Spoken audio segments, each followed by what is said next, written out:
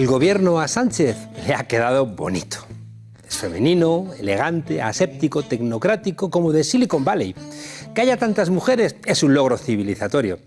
Pronto dejará de ser noticia que haya más mujeres que hombres en los sitios, pero de momento alegra.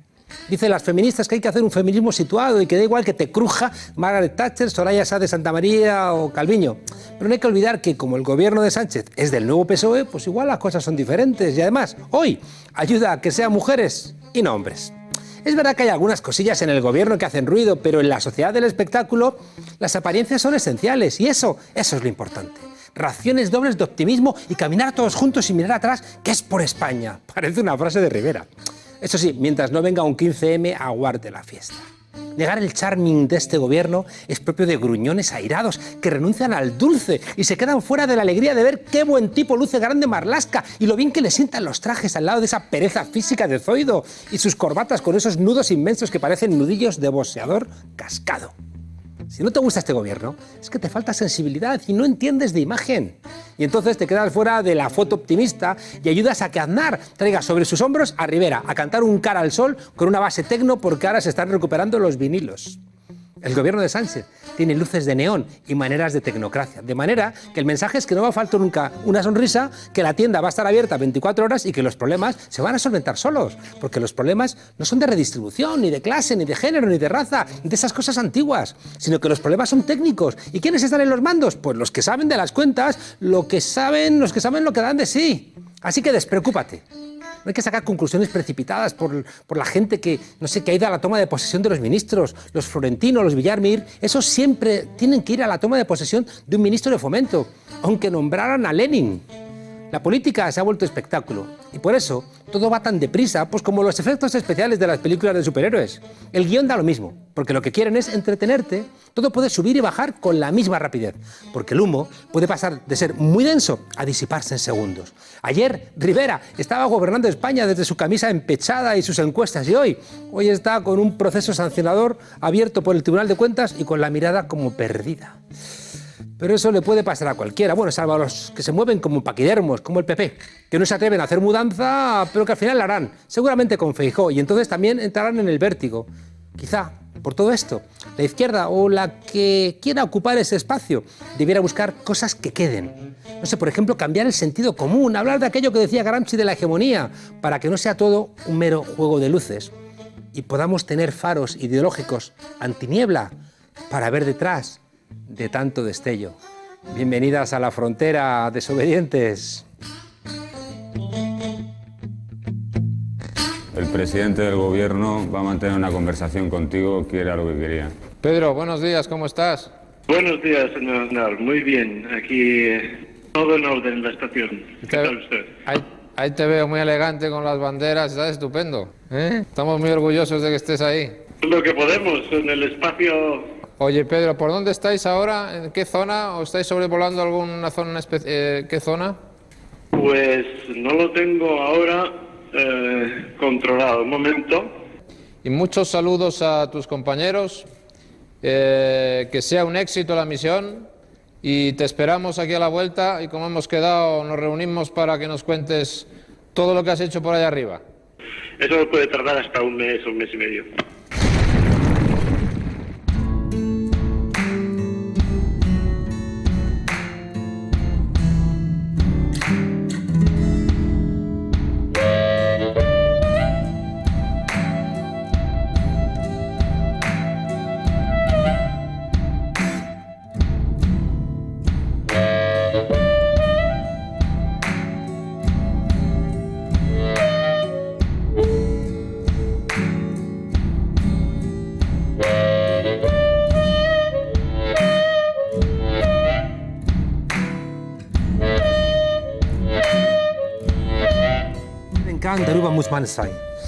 La hondura da más conciencia sobre la existencia. Algunos piensan que a más conciencia, más sufrimiento. Otros decimos que a más conciencia puedes tener más sufrimiento, pero también mayores gozos.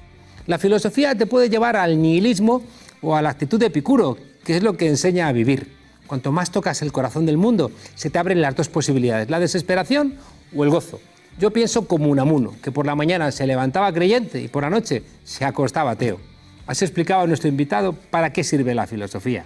Cree que quizá lo que dice no sirve para nada, pero lo dice por si acaso. Quizá entre los pliegues encontramos alguna clave para la vida buena, quizá nos sucumbamos en el pesimismo y quizá entendamos que si nos indignamos es que igual no estamos tan mal. Buenas noches y bienvenida a La Frontera, Javier Sadaba. Hola, ¿qué tal? ¿Cómo estás? La Frontera es tu sitio, ¿eh? Sí, yo creo que hay que andar cerca del límite siempre. Así es. Pero sin caer en el abismo. A ver, ¿por qué existe el mal? Mira, esa es la pregunta que se ha hecho, por ejemplo, la religión, o una de las religiones, creencias más intensas, con la legión de teólogos, que son aquellos que tratan de apuntalar esas creencias, ¿no? Y desde el principio tuvieron siempre el bicho dentro. ¿Y el mal qué es? Entonces le dieron 1000 vueltas. Unos dijeron que era la contraparte del bien, que no podía haber si no había mal.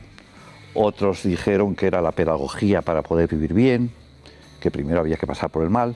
Y otros al final acabaron diciendo que en último término era, bueno, no lo último, propio de la libertad humana, que en un momento determinado cayó, no se sabe muy bien por qué lo de la manzana nos hizo caer tan bajos, ¿no? Y finalmente en lo que han quedado, que es un misterio. Para mí es, ya que has tocado ese tema, mira, hay una sentencia, una frase que se le atribuye a Epicuro, y no es a Epicuro, es a Lactancio, que por cierto fue un padre de la Iglesia que lo que hizo fue decir que había que perseguir a los herejes y tal. Y por cierto, aprovecho la ocasión para decirlo antes de volver a Epicuro y al mal, que en un examen una vez dije que era de Lactancio, y una chica examinándose en el examen, que no había venido nunca a clase, sin embargo, vio mal los apuntes de otro y dijo, el mal es una cuestión de lactancia. No, bueno, no creo yo que sea eso, pero bueno. Entonces, te decía que el dilema es, si Dios es bueno y omnipotente, el mal no existe. Es así que el mal existe, y realmente existe el mal material, físico, el de la pena, el de la culpa. No es, o Dios no es bueno o no es omnipotente, y ahí nos quedamos. ¿Por qué nos ayudamos incluso cuando no podemos devolvernos el favor? Mira, yo una idea que tengo de favor es que cuando hago un favor y trato de hacerlos y recibo y con agrado los que me hacen, no lo hago para que me lo devuelvan. Es decir, de la misma manera que pienso que el ser solidario hay reciprocidad, que el ser moral es hacerte eco de los otros, tener el espejo al otro. En lo que es el favor, yo creo que el favor es gratuito. Eso lo vieron bien, además. ¿Por qué lo hacemos? ¿Por qué entramos en una casa ardiendo para ayudar a alguien que no va a poder devolvernos el mismo favor? Mira, a veces nos jugamos la vida. Sí, yo creo que puede haber, bueno, dos, hay más, ¿no? Pero tipificando un poco, uno puede ser una reacción espontánea porque somos empáticos, cosa que incluso está demostrada neurológicamente. Nosotros, en cuanto a ti te pasa algo bueno, y seguro que te pasan muchas cosas buenas, ¿no? Últimamente sobre todo, pues inmediatamente se encienden a mí unas luminarias que son mis neuronas, ¿no? Y en otros casos... Son el espejo, ¿no? Las neuronas sí, espejo. Sí, que por cierto se pensaba que estaban en el cerebro y está por todo el cuerpo, ¿no? Primero se investigaron, se descubrieron en los monos, en nuestros primos hermanos. Y el Ricciolati, el que la descubrió, fue premio Nobel. Después, por eso, me parece un descubrimiento que explica hasta cierto punto la empatía. Y después, la otra razón por la cual yo puedo salir corriendo si te queman, pues no se te queman la casa, que a ti no te la van a quemar, ni mucho menos, ¿no? Esperemos, vamos, no se puede, en este país no se puede decir nunca. A ver el PP. A ver el PP qué hace, porque cuando estos pierden el poder se ponen muy locos. No, quemar las naves tampoco. Las naves no las van a quemar. Entonces, también es un acto de voluntad. Cuando tú en el otro ves a alguien que es como tú, que estás en el mismo barco, una cosa que repito yo con mucha frecuencia, que pertenecemos, bueno, no digo a la misma especie porque no me gusta la expresión y además no es muy exacta, pero sí que estamos, insisto, en el mismo lugar en donde, bueno, se juega lo que es la comunidad humana, hay una reacción, es decir, a este le ayudo. Pero también lo matamos, en una guerra, en una confrontación. Esa es una de las características típicas de los humanos. Un ejemplo que yo lo digo también mucho y parece que es un poco repetirme como los chistes del sargento en la mili que decían, yo no la hice afortunadamente porque por las biotrías. Pero es que a mí me Yo mandaban... porque me hice insumiso. Exacto. De lo que por tú cierto, mucho sabes. Yo sé bastante, sí, porque también me hice insumiso con vosotros. Y una cosa muy importante que tienen que recordar la gente joven, no era lo mismo ser insumiso que objetor de conciencia, Claro. que no es lo mismo. Los insumisos Porque nos llevaban a juicio. a juicio. Y dependiendo del juez, pues Exactamente. te podías ir a la absolvían, te no, no, no. encarcelaban. Eras Claro, un claro. desobediente civil de verdad. Claro. No un medio desobediente civil, ¿no? Con todos mis respetos a algunos amigos que han sido, pero es lo mismo. Cuando decidí con mi amigo Emilio Alvarado hacernos insumisos, nos quedamos los dos una semana en la cama enfermos. Nos iban a inhabilitar, no íbamos a tener beca, Te la jugabas. no íbamos a poder ser profesores. Nos la jugamos. Te la jugabas, Pero era ¿no? una pelea de nuestra época. Sí, pero fíjate, volviendo, si me permites, vamos, ¿no? Que podemos hablar de los insumisos. Y además, uno de los verbos que se introdujo entonces fue insumitirse, ¿no? Que, bueno, me imagino que no lo habrá recogido la Real Academia, y cogerá otras cosas que a lo mejor son, no sé, son más o menos tonterías. Pero la noción de insumiso es muy importante, ¿eh? Insumiso es, vamos a ver, no ser insumiso por deporte, sino tener muy claro que si uno no tiene normas, como decía Sócrates, y después ha repetido algunos, me parece muy bien, pocas, y que se cumplen, pero que son justas, uno no tiene por qué aceptar esas normas. En las normas yo limito mi libertad, te la limitas tú, porque los dos estamos en función de buscar un tipo de convivencia que sea digno para ti y para mí. Y la insumisión tiene que darse, y yo creo que una de las cosas que en el libro, yo no digo, no sé si hablo de la insumisión o no, en este último que he escrito, pero Tus sí, memorias desvergonzadas. memorias desvergonzadas, ¿no? Sí insisto en que, es decir, obedecer por obedecer, decía el filósofo que siempre se le cita, parece que cita siempre Nietzsche, es de miserables. Eso de bajar la cabeza, pero usted, ¿por qué baja la cabeza? O decir que eso es negro cuando es blanco. Pero vamos a ver, usted, ¿cómo puede tener tan poco aprecio a sí mismo? ¿No? Pero si me dejas ir, ahora lo que has dicho tú respecto, porque unas veces ayudamos, otras no. Bueno, esa es un poco también una de las cosas más estudiadas actualmente y que probablemente nos moriremos sin saberlo nunca, que es un acto responsable y por lo tanto que se me atribuye a mí, libre. Que ese parece, algunos dicen, yo en esto soy muy... Es decir, vivo en la contradicción. Científicamente yo creo que no hay ninguna razón para decir que somos libres. Sin embargo, yo estoy hablando contigo y espero que alguien me esté viendo, o por lo menos yo sí estoy recordándoles, porque creo, no, espero a alguien, no, muchos, millones, porque creo al mismo tiempo... Millones no, pero algunas decenas de miles, ahora que son las exactamente 21 a 28. Pues fíjate, de hoy jueves... Estaba Nietzsche, que no es de mi corda, yo no soy de la suya, no es santo de mi devoción, pero de las muchas frases que tiene, una que dice, me parece importante, también la dice un tal Locke, que esa a los liberales les gusta mucho, ¿no? No es lo que voy a decir yo, sino lo que decía Locke. Yo escribo, pero si me leen 4 o 5, me bastan. Javier, Pinker dice que nunca en ningún otro momento de la humanidad hemos estado mejor que ahora. Las mujeres han estado más reconocidas, menos pobres, más nivel de salud, más nivel de educación. Y sin embargo, la sensación que tenemos no es esa. No solo la sensación, sino creo que Pinker ahí, no digo que no sea veraz, si lo piensa, lo piensa. Bueno, las cifras no andan desencaminadas, ¿no? Miras el número de pobres... Perdona. No yo creo, vamos, Pinker, hay cosas de Pinker, del primer Pinker, y sobre todo desde el punto de vista...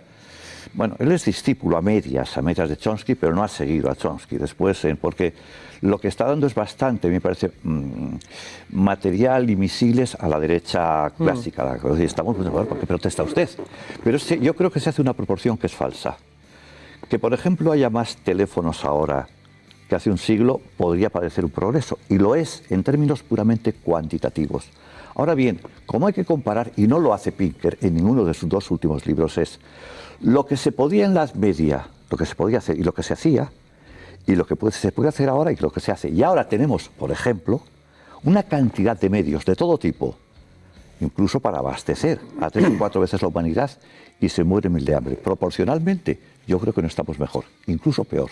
Claro, pero la idea es, por ejemplo, que la esperanza de vida ha crecido, hay menos pobres, hay las mujeres, creo que es evidente, ¿no?, que en ningún otro momento de la humanidad han tenido tantos derechos como tienen ahora. Y sin embargo es verdad que hay algo que no terminamos de clarificar, donde dices, algo me falla en ese discurso tan optimista de que debiéramos estar contentos por la mejora de esas variables. Por cierto, el optimismo, que está, no solo es Pinker, en este momento hay una especie de legión de optimistas, que haría falta verlas precisamente con la hegemonía de los poderes, especialmente los poderes económicos, que son los principales, ¿no? Entonces, yo, aparte de lo que he dicho antes, de la proporción, que en eso yo además soy muy aristotélico, yo creo que las cosas hay que verlas siempre equilibradas, como decía también Hume, que diría la gente, Hume, ¿no? Esto después no es tan verdad, porque esta gente no levanta las faldas a lo que ocurre. No digo lo que ocurre en Guatemala, países que van para atrás constantemente, en África. Países como España, que tiene, bueno, yo me refiero a que, vamos a decir, me hago eco de Cáritas, 10 millones de gente que lleva muy mal. No será, ya sabes que se distinguen pobreza y pobreza extrema.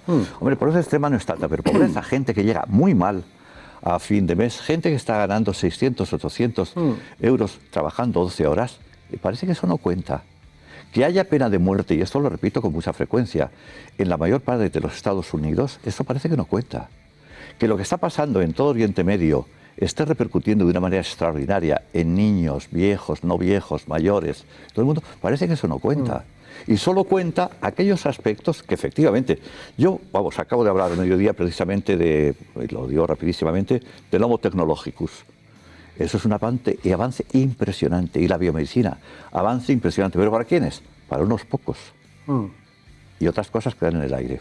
Hay una cosa que me costó mucho entender, y es ver, por ejemplo, que en América Latina la gente era más alegre o estaba menos triste que aquí en Europa.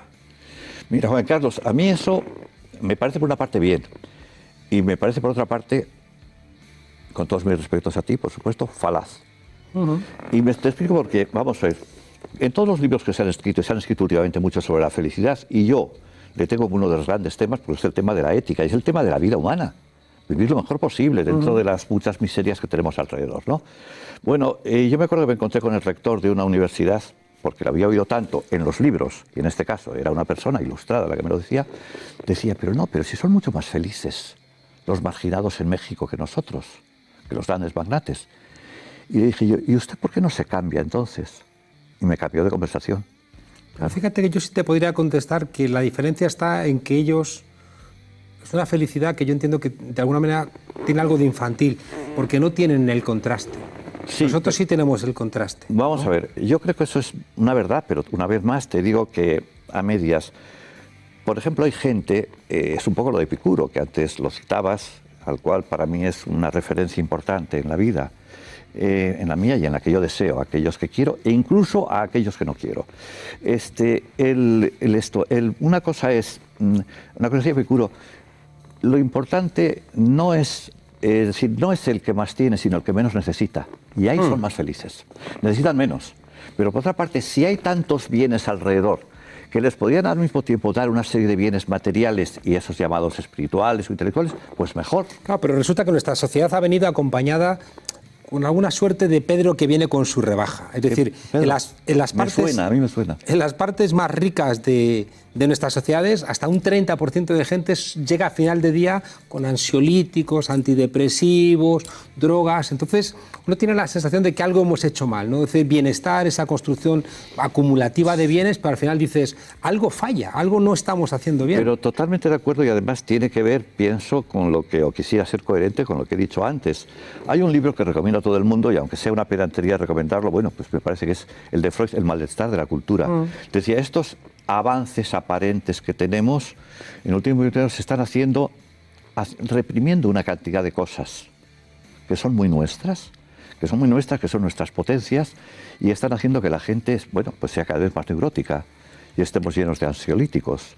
Pues ansiolíticos, en algunos casos yo los tomo, porque he tenido una pérdida gravísima que pues me ha sentado pues con el shock que tiene uno, el típico shock postraumático, pero porque al final ese que tortura, ese que se porta mal con otros, en los términos que sean, y que después tiene una sensación, por lo menos de vergüenza o de culpa, necesita algo para poder seguir haciendo, para repararse. E incluso yo creo que también tiene que ver con la cantidad. Bueno, tú has citado la Sociedad del Espectáculo antes, que por cierto, el que escribió la Sociedad del Espectáculo se suicidó, ¿no? Bueno, te acordarás. Tú no te acordarás, porque eres... Acordarme no me acuerdo. Pero lo sabes. Pero lo sé. Pero somos los mayores y lo sabemos. Entonces, y después porque la sociedad es una sociedad que a mí me parece tan inmensamente... No lo digo perdonando la vida a nadie, Dios me libre, porque además la ética, por encima de todo, no perdona la vida a nadie. Simplemente, bueno, lo que quiere es que vivamos bien, él lo intenta y bueno, y pone los medios teóricos y prácticos a su disposición. Pero es que estamos, es decir, hay una superficialidad tal, una cantidad de estímulos que nos atontan, que entonces al final uno acaba noqueado. Y ante eso, y ante todo lo que se te ofrece, que a veces es pura basura, pues uno tiene que defenderse. Y la mejor manera es un fármaco, claro. Lo que planteábamos de Pinker, yo creo que las cifras son objetivas de la posibilidad de medir, ¿no? Cosas que yo creo que es mejor vivir más que vivir menos, ¿no? Tú puedes decir, ya, aunque te veas una mierda, ya, pero es mejor, nadie quiere morirse, ¿no? Y es mejor que las mujeres tengan más derechos, y es mejor que la gente tenga educación, y es mejor que la gente tenga sanidad. Hay dos elementos que me parecen preocupantes. Uno es, trabajamos más horas, ¿no?, que un esclavo en la Grecia clásica. Y luego creo que el otro elemento que tiene que ver con lo que dices es que tenemos mucho miedo, ¿no? Miedo a las guerras, miedo a las pérdidas, miedo a prácticamente todo, como decía Galeano. Hay tres cosas que me interesa de lo que has dicho. Bueno, me interesa todo, pero bueno, quedó bien así diciendo esto, ¿no? Bueno, es el miedo, una de ellas. El segundo punto que tocabas era, bueno, me has dicho tres, ¿no? Y el primero, trabajo, ¿no? El segundo, y el primero era el de la querer vivir más. Vamos a ver, yo no quiero vivir más si voy a tener un ictus y me tiene 2 años tumbado. No, que quede claro, porque bueno, eso es que es un don la vida. Bueno, la vida es un es un hecho. Un don será para el creyente y bueno, con todos mis respetos. Para mí es un hecho. Yo no he pedido permiso a nadie para estar aquí y ni quiero pedírselo a nadie para marcharme de aquí. Y entonces el tema de la eutanasia es un tema muy importante. ¿Te preocupa? Me preocupa y he escrito bastante y lo he vivido, además, bueno, lo he vivido en carne propia, pero como si fuera en carne propia. Entonces, vivir, mira, los grandes científicos son científicos empresarios, ahora los de las nuevas tecnologías, sobre todo los de biología, ¿no? Vamos, de biología, de genética, epigenética, bueno, esto es todo un tema. Y hay dos que dicen, vamos a poder vivir con calidad de vida 210 años. Bueno, si es con calidad de vida, bien. Claro. Y con una cosa clara, que en el momento yo quiera irme de aquí, porque estoy mal o me aburro, por cierto, en Bélgica se va a plantear enseguida, aparte de los supuestos clásicos para la eutanasia, otro que es el hastío de la vida. Entonces, vivir más, pues mejor, de acuerdo. A principios del siglo en España la media era como 30 años, una cosa, vamos, bajísima, ¿no? Y ahora son 85, 84, algo menos las mujeres y parecido a los hombres. Bueno, pues me parece en principio bien, pero se volvemos siempre con lo mismo. El asunto no es, bueno, siempre me tiene que salir algo en latín, es de Séneca. Vita non lunga, sed bona, la vida que no sea larga, sino buena. La calidad que esté siempre por encima de la cantidad, como cantaba la canción, ¿no? ¿Cómo te nació la conciencia? Mira, yo eso creo que es uno de los temas que a mí me parece, en principio, desde el punto de vista teórico, más apasionante, que es la conciencia. No la conciencia, pero la conciencia la tiene también un perro. El perro sabe que va a venir el amo y le va a dar el hueso. La autoconciencia, eso es lo típicamente lo humano y en donde están excavando y excavando los neurocientíficos y encontrándose con que es muy difícil. Hay una parte del cerebro en donde hay una cantidad de conexiones, la conectividad es la palabra clave ahí, ¿no? Que hacen que en un momento determinado pasemos del homo... Bueno, aparte de una cosa, no hay un paso, hoy me despierto y ya soy consciente. El Homo habilis de hace 1,5 millones de años era consciente, autoconsciente, a lo mejor no. Es decir, que es un proceso en el cual estamos nosotros, no sabemos bien dónde podemos llegar y tampoco sabemos bien catalogar a los otros. Pero nosotros sabemos que en un momento determinado yo soy consciente de que estoy hablando contigo y tú eres consciente. Entonces, hay dos tipos. Una cosa es ese tipo de conciencia que no lo sabremos nunca. Yo creo, bueno, ojalá sí, pero creo hay un último artículo que dice, bueno, siempre dicen lo mismo, que está en todas partes del cerebro, etcétera, pero no acaban de ponerse de acuerdo y será muy difícil. Y hay otra idea de conciencia que me parece esa fundamental. La idea kantiana es, Kant es un gran filósofo, estoy seguro que todo el mundo lo sabe. Es que yo una vez leí en un libro de filosofía, Kant decía, salió otra vez y murió. Y era pequeñito, bueno, 1,50, pero bueno, ¿qué tiene que ver que fuera pequeñito? Bueno, a lo mejor Su filosofía, ¿no? No, y tantos, y Canetti, y tantos más, ¿no? Pero es como la vicepresidenta, Soraya, que es pequeñita, pero su poder era... Pero matona. Entonces, la conciencia importante es la conciencia moral, el tribunal de la conciencia. Cuando dentro de las posibilidades que tenemos, que no son tantas como creemos para hacer introspección y saber qué es lo que hacemos, lo que queremos hacer, lo que esperamos de los otros, lo que a mí me hace en esta vida, bueno, pues ser un poco más atento a las cosas que hay a mi alrededor. Primero las personas, primero el paisaje, que decía Unamuno, después el paisaje. Pues esa es la importante. O sea, te preguntaba más por la segunda. Es decir, tú no has renunciado, creo, a ninguna de las peleas de tu época. Yo he dicho la mía, ¿no? Quizá también la guerra, pero tú es que has estado en todas. Has estado en la lucha contra la tortura, en la defensa de los presos, en la lucha contra la guerra, en la de la insumisión, en la defensa del aborto. Pocos hombres estaban defendiendo a las mujeres en ese caso, en la defensa de los derechos sociales, en la defensa de la autodeterminación de las naciones sin Estado. Prácticamente has peleado todas las peleas de tu generación. Eso es verdad. ¿Por qué? Y sí, y creo que me he radicalizado incluso. Es decir, con la tolerancia que uno va cogiendo con los años, no la intolerancia sobrante, que diría muy bien Marcuse, ¿no? La tolerancia, lo que me parece absolutamente intolerable, pues eso estoy tolerable. Pero todo lo demás, digamos que soy muy abierto, pero a mí me parece cada vez más que podríamos hacer innumerables cosas mejores y no las hacemos, ¿no? Ahora, la pregunta es muy difícil de contestarte y sobre todo me gustaría yo tener un gran observador que dijera ¿por qué haces eso? Mira, así una pregunta, de una respuesta rápida, pero creo que es en la que pienso, en la que creo, que por encima de todo me apetece ser fiel a mí mismo. ¿Pero no te pasó como a Nietzsche, que viste a alguien maltratando un caballo o algo así que de repente dijiste, ¿aquí qué está pasando? No, yo sigo siendo rara avis, porque es verdad. Creo que en esta serie que has dicho tú y algunas otras más que vienen y están por venir, vendrán, sin duda alguna, me encuentro también bastante solo. O sea, dentro de lo que es mi ámbito, mi humus intelectual, pues me encuentro bastante solo, ¿no? Pero yo no he visto el caballo, he visto muchas cosas, creo que hay algunas que que todas ellas han ido haciendo que al final el lienzo sea el que te he dicho, que me quiero tocarme a mí mismo y ver que hay, bueno, que mi corazón sigue latiendo, ¿no? Bueno, pues mi infancia sí que ha sido en ese sentido, me ha enseñado mucho. Yo nazco en Euskadi, una parte muy castellanizada, que es Portugalete, pero con los jirones de la guerra allí. Y veo cómo mi padre tiene que trabajar, cómo le quitan su puesto de funcionario, cómo algunos hermanos míos acaban en la cárcel. Todo ese tipo, y o cercanos, próximos, todo eso evidentemente me dio una conciencia política. Y en eso estoy muy agradecido a mi niñez, mi adolescencia, en donde estuve. Pero después uno construye eso, porque hay otra gente que lo vivió igual que yo y están en la otra orilla, están en la otra frontera, ¿no? Oye, ¿los ordenadores, a ti que te interesan las tecnologías, nos ordenan o nos desordenan? Sí, eso es... últimamente además estoy hablando bastante de eso porque a mí me pasa una cosa muy contradictoria, pero bueno, a mí pues hay una serie de contradicciones, la de la libertad, que a mí me parecen creativas, porque voy a decir yo que voy a negar lo que me interesa políticamente. Acabo enseguida, llevo a los ordenadores, pero déjame hacer esta paradilla. Te dejo. A mí que siempre cuando contesto empiezo así y me regañan, ve al grano. ¿Ah, sí? Yo te dejo que no vayas al grano. Bueno, que pues des sí, tu voy a vuelta. hablar inmediatamente, ¿no? Pero no las contradicciones, bueno, pues hay tantas que uno dice, bueno, es que yo sigo queriendo una democracia directa. Al mismo tiempo prefiero que ganen unos y que ganen otros. Es decir, que hay una especie de contradicción ahí.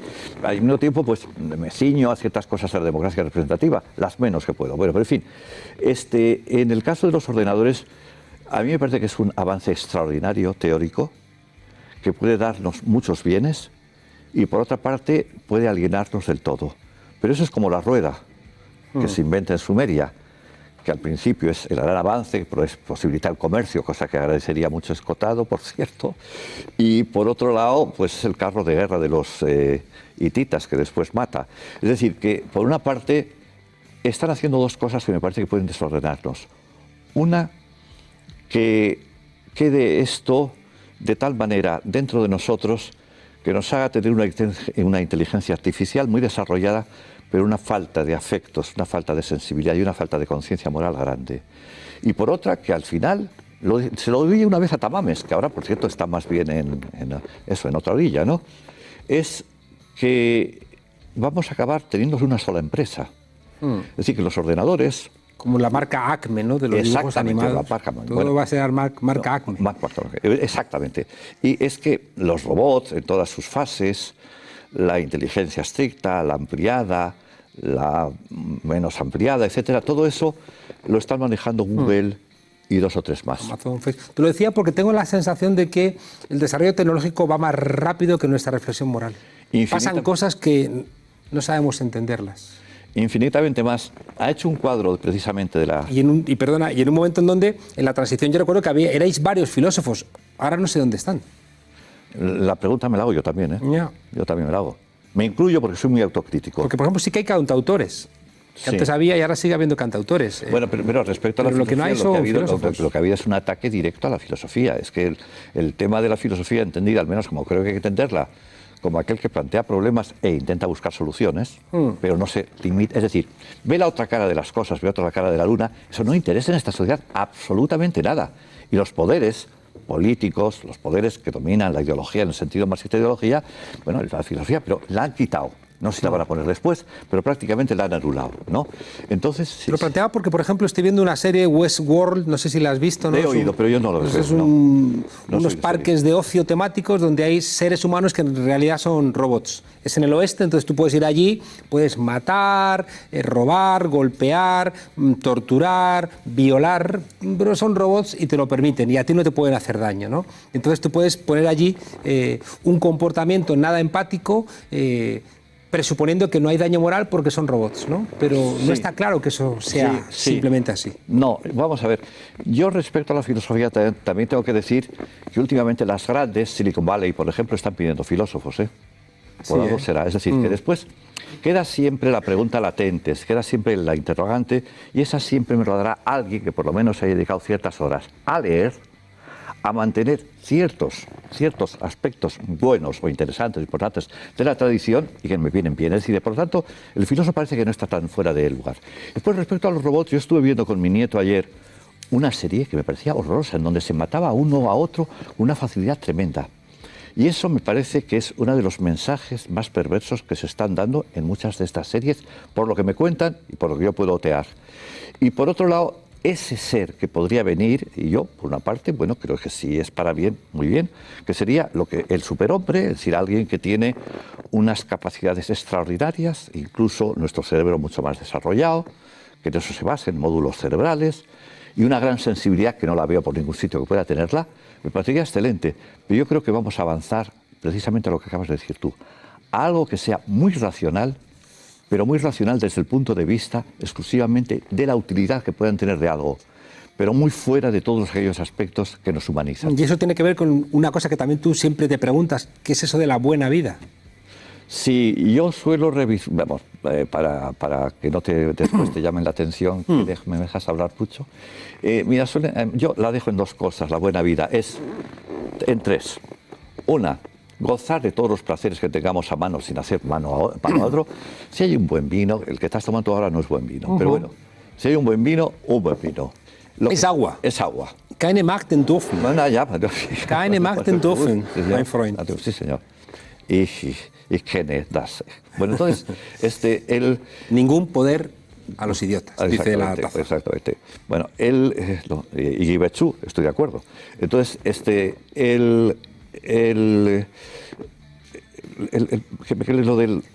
estamos... Nos vamos como a 1000 sitios, ¿no? Te planteaba si la buena vida, de alguna manera, en este mundo de desarrollo tecnológico... Tres cosas que, bueno, después ya utilizaremos, como en todo el problema no es el qué, lo decía, si querer, sabemos lo que queremos, querer vivir bien, hasta el suicida. El problema es cómo. Bueno, yo creo que hay 3 cosas para vivir bien. Bueno, era lo del agua o vino, o la amistad, ¿no? Que es una de las cosas más gratas que puede tener el ser humano, y la otra, la conciencia satisfecha. Es decir, cuando tú haces aquello que crees que debes de hacer y por lo tanto te sientes contento, no te tienes miedo a ti mismo, que es una de las pruebas mayores de felicidad, percibirse, como decía Walter Benjamin, a uno mismo sin miedo. Y la tercera, pero que sea para todos. Claro, la tercera es importante porque hay gente que dice la segunda, claro. Fundamental. Ya. ¿A quién le hace daño pensar en algo que es más grande que nosotros mismos? Bueno, a algunos les da su consuelo, ¿no? Es decir, la idea que se tiene de los dioses, de Dios en las diversas religiones, pues claro, no habría que olvidar que hay como 10.000 religiones, claro, o sea que no solo es esta, la culturalmente la nuestra, en la que hemos crecido. Y a ese, bueno, eso más bien les consuela de los males que puedan tener este mundo y sobre todo de una de las causas de nuestras emociones más tristes, que es la muerte, ¿no? Y entonces se crea un ser superior. Pero claro, por otro lado, ese superior hay que temerle, porque te manda, y te manda cosas que muchas veces van en contra, nos han mandado un cantidad. Hay necesariamente que temerle, no podemos hacer como Pascal decía, decir, bueno, pues si existe no pasa nada y si no existe tampoco haz como que existe, porque ¿qué problema tienes? Sí, lo que pasa es que yo a Pascal le contrapongo a Nietzsche en lo siguiente. Pascal decía, este mundo no vale para nada, pues creamos en otro, ¿no? Y Nietzsche decía, como no hay otro, gocemos en este. Bueno, la apuesta de Pascal a mí me parece que tiene mucho de ficticia. Y Pascal fue un hombre que sufrió mucho más de lo que parece. ¿Se puede ser nacionalista y de izquierdas? Yo creo que se puede ser. Yo tengo un libro que se llama Nacionalismo de Izquierdas, ¿no? Que me lo presentó, por cierto, Arzallus, ¿no? Bueno, entonces, yo creo, bueno, nacionalismo se dice de tantas maneras. Claro. Es decir, que hay un nacionalismo que parece repugnante. Yo repito mucho lo de Unamuno, ¿cree usted que existe Dios? Y él dijo, dígame usted qué entiende por creer, por existir y por Dios. Claro, y entonces le no, a contesto. mí me basta con que me diga alguien que me dé un concepto coherente de Dios, que no lo encontró nunca. Me bastaría. Pero oye, nacionalismo, te voy a hacer preguntas como rápidas que se nos ha acabado el tiempo. Sí. ¿Se puede ser nacionalista y de izquierdas? Se puede ser independentista y de izquierdas. Aunque la parte que se independice sea una parte rica de un Estado donde hay zonas más pobres. Bueno, hay cantidad de partes ricas que pueden estar bien, mucho mejor con aquellas que son pobres cuando son independientes. La redistribución de la renta entre Francia y España es mucho más difícil que la que hay entre el País Vasco Pues y Andalucía. quitemos las fronteras. A mí, evidentemente, yo eso lo recordaba muchas veces a Aranguren que había dicho yo, entre el hambre de Andalucía y la autodeterminación, lo decía entonces y lo diría ahora, la autodeterminación del País Vasco, primero es más importante el hambre de Andalucía. Ahora, que los que son responsables del hambre de Andalucía arreglen las cosas. Hay una irrupción del feminismo y está como reacomodándose en la sociedad, pero viene, creo que con ese reacomodo, con también sus peligros. Por ejemplo, hay un feminismo neoliberal. Cierto, y puede haber un feminismo que coja aspectos muy deleznables del machismo. El feminismo, si es el feminismo que a mí me parece que es bueno, y afortunadamente se impondrá, si es el que interesa es, entre los hombres y las mujeres, igualdad de trato. Y la igualdad de trato quiere decir igualdad de derechos. Y los derechos son civiles, socioeconómicos y esto de las terceras generaciones. Por lo tanto, con la mujer, el hombre con la mujer el hombre, que tengan los mismos sueldos, que tengan las mismas oportunidades. Eso es lo que importa. Eso es lo que importa. Todas las demás cosas pueden ser más accesorias en función de las diferencias que tenemos, biológicas o mitológicas, lo que sea, ¿no? Decía Marx que situaciones desiguales hay que tratarlas de manera desigual. Lo decía Aristóteles. También Aristóteles. Como toda la primera parte del Capital la saca de Aristóteles, claro. Es decir, que es verdad que esa unificación es muy liberal también, ¿no? Es el ser humano. Yo no veo hombres y mujeres, veo seres humanos, que es lo que después reduce Rivera a decir no veo hombres y mujeres, veo españoles. No, lo que diga Rivera, pues das tú lo que me interesa. Pero bueno, hay dos concepciones de liberalismo, hay muchas, pero dos. Una es liberalismo posesivo, que es lo que decíamos, todo para mí. De Macpherson. Macpherson, libro esencial. Y el liberalismo que decía Chomsky, si lleva sus últimas consecuencias, lleva al anarquismo, al sano anarquismo. Que yo quiero ser un individuo que tengo para mí como el otro, exactamente igual que el otro. Javier Sada, ¿merece la pena revisar la transición española? Yo creo que sí. Porque en tu libro haces un repasito también de gente que son como grandes gurús, grandes figuras intocables y que tú no dejas títere con cabeza. Sí, lo hago respetándoles porque yo no suelo faltar al respeto a nadie, pero no me callo tampoco. Y hay gurús, sea filosóficos o sea mediáticos, que doy su nombre, porque la gente no suele dar un nombre. Es igual cuando dice, mi partido... ¿Tres nombres de esas personas que crees que hay que recordar que no eran tan excelentes como se decían? Mayor Zaragoza, que entre otros fue responsable de la expulsión nuestra de la universidad, puesto que era su secretario, creo que en el franquismo. Pero es un hombre que ha cambiado, ¿no? Ojalá, bienvenido al club. Sí, pero lo ha digo, cambiado. No, hombre, que ha cambiado es evidente. Mira, eso sí que tienes toda razón, ha cambiado. Si el travestismo, lo decía Gramsci, es una de las cosas más abundantes en política. ¿Te crees que es un cambio superficial? Ahí ya sí que no entro. Ya. Si ha cambiado de verdad, mejor. Pero digo que ha sido así. Y decía, como decía Keynes, entre otros. ¿Quién más? Digo de Lledó, que a mí me parece, así como me parece una persona excelente, como se portó bien conmigo, pues digo que filosóficamente que no, me parece que tiene los méritos que después le ha dado lo que llamamos el establishment.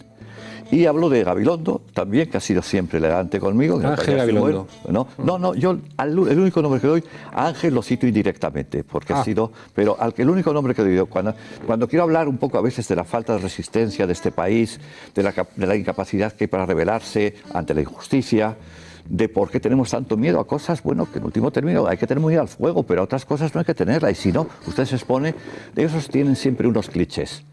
Yo oigo a Gabilondo y me quedo contento ya, ¿no? ¿Y qué 3 nombres rescatas?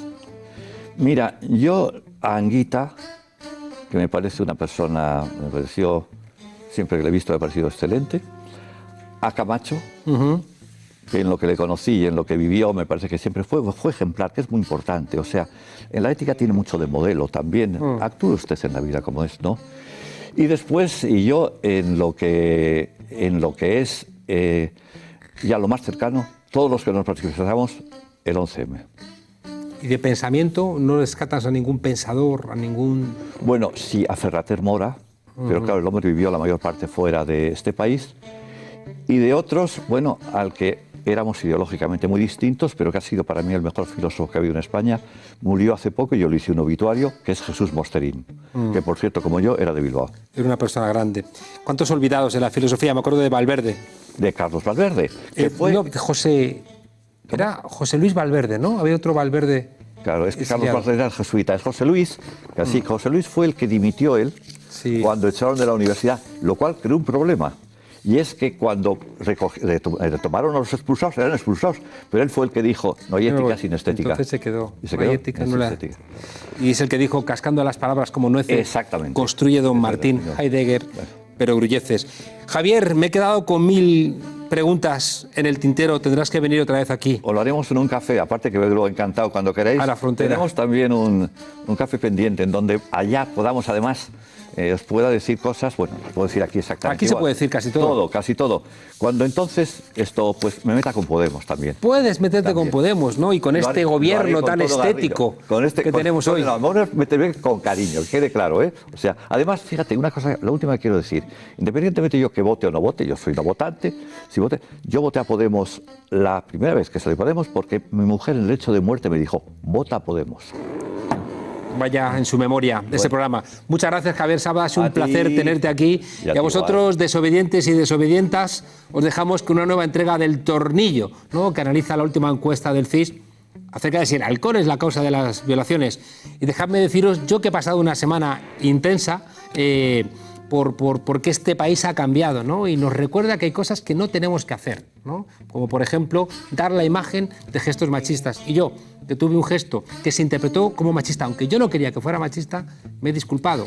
Y me da mucha alegría decir a todo el feminismo de este país que las disculpas están ahí y que me da mucha alegría que todas las semanas Irancho Varela y el Tornillo nos recuerde todo lo que nos queda por aprender.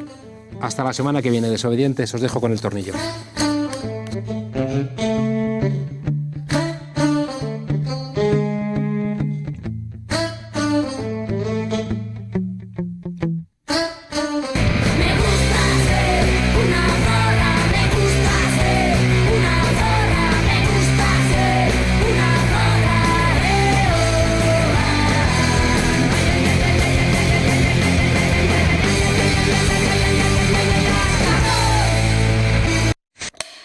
Bienvenidas al Tornillo, el microespacio feminista en la frontera. Hoy vamos a hablar de por qué nos violan.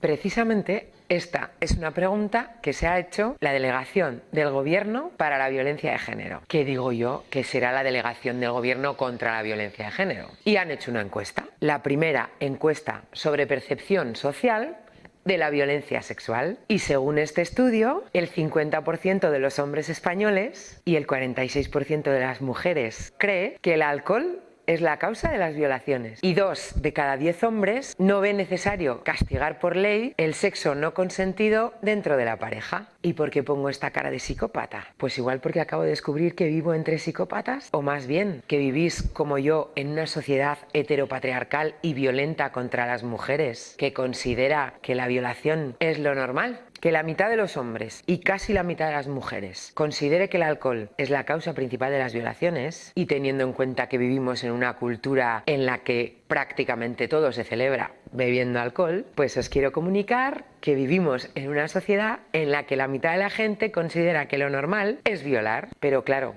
no es violar, es violarnos. Ellos a nosotras. ¿Cómo te quedas? Una cosa os voy a decir. El sexo no consentido no existe. Existe el sexo consensuado, que implica deseo compartido. Practicar el sexo con una persona que no está consintiendo que lo practiques con ella es violar. Siempre. Callada, quieta, inmóvil, inerte, dormida, borracha, inconsciente, inmovilizada. Siempre. Es violar. Y el alcohol no tiene nada que ver. Nosotras también bebemos y nosotras no violamos. ¿Y sabéis por qué vosotros sí? Porque se os ha convencido de que la masculinidad en este sistema heteropatriarcal consiste en conseguir todo lo que deseéis. Y se os ha convencido que somos cosas al servicio de vuestro placer que podéis conquistar. Pero no, resulta que somos sujetas deseantes. Y pretender follar con nosotras sin que lo deseemos es intentar violarnos. A ver si os enteráis de una puta vez. Y si es tu novia o tu mujer también. Y si no podéis beber sin violar, pues no bebáis. Hoy os dejamos con una frase de La Furia. Nos violan en casa, en la calle, de noche, de día. Conocidos, desconocidos, uno, en grupo, borrachas, serenas, con falda, con pantalón, aquí, en China, en su paz, en su guerra. Nos violan porque pueden. Hasta la próxima vez que nos dejen salir.